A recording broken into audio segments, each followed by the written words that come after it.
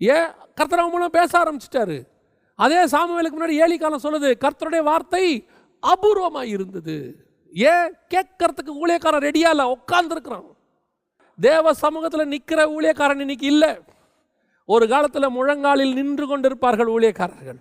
கர்த்தரிடத்துலேருந்து வார்த்தை கிடைக்குமான்னு, கர்த்தர் பேசுவாரா, கர்த்தர் சொன்னாரா?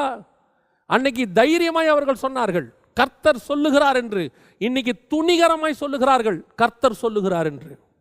அன்னைக்கு தைரியமாய் சொல்லும் பொழுது கர்த்தருடைய வார்த்தை அங்கே கிரியை செய்தது. இன்னைக்கு துணிகரமாய் சொல்லும் போது சொல்லுகிற வார்த்தைகள் ஒன்றும் அங்கே கிரியை செய்யவில்லை. கர்த்தருடைய வார்த்தையை தைரியமாய் சொல்றதுக்கும் துணிகரமாக சொல்றதுக்கும் டிஃபரன்ஸ் இருக்குது.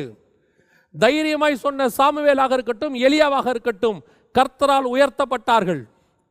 துணிகரமாய் சொன்னவர்கள் மல்லாக்க விழுந்தார்கள்.